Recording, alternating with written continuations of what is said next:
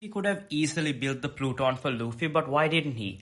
Even though he destroyed the blueprints, he has looked over them, and for a master builder like him, it's simple enough to memorize them. But does this also beg another question, like does Iceberg have the ability to make Pluton? What's interesting is that it's only Nico Robin has the power to awaken the power of Pluton that is sealed. This isn't making a lot of sense since Pluton is sealed in Wano and simply breaking the borders would be enough to unleash it. So where does Nico Robin come in all of this? One reason Frankie didn't build the Pluton for Luffy is that because it wouldn't be one of his own creations, and for a ship that he would be traveling on, it wouldn't be right for his pride. So you could say the Thousand Sunny was his way of challenging the great Oro Jackson. Now let's talk about how Nico Robin has the ability to unleash Pluton, and the only special ability she has is that she can read the poneglyphs. And I'm assuming that it's a fail-safe mechanism installed in case Pluton is unleashed by accident. The way of activating Pluton is probably written in the same language as the poneglyphs, and this is so that if someone unknowingly opens the borders, then they wouldn't end up accidentally destroying the world. The whole Water 7 arc has so many unrealized turning points in which the story could have gone either way.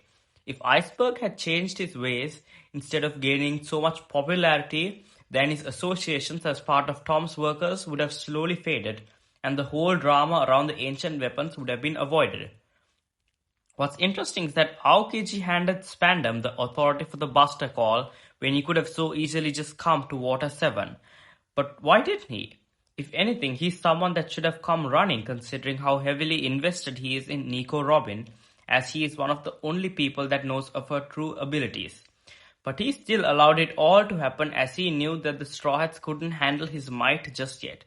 And he didn't want to raise too much suspicions towards Nico Robin, as he didn't believe the Navy was righteous enough to do the right thing if they actually got a hold of Pluton. But it was very apparent to AOKIJI that Luffy had no interest in such a weapon. This is why full authority was handed to such an idiotic figure like Spandam, as I'm sure everyone knew how much of a royal screw-up he was. Like, come on, he couldn't even drink a cup of coffee without breaking the cup. For some reason, AOKIJI has been so involved in Pluton, and even more after Punk Hazard. And I think this may be because he realized that the might of Akainu and the Navy was not something that he could just overcome using pure strength alone. And at the time, he believed there was no one in the seas that could challenge him. Where does AOKIJI go from here, considering he hasn't had any more chances to getting Pluton? Well, I think now the strength of the seas has greatly changed with emerging powerhouses like Blackbeard and Luffy, so the fate of the ancient weapon is not entirely dependent on the future of the world.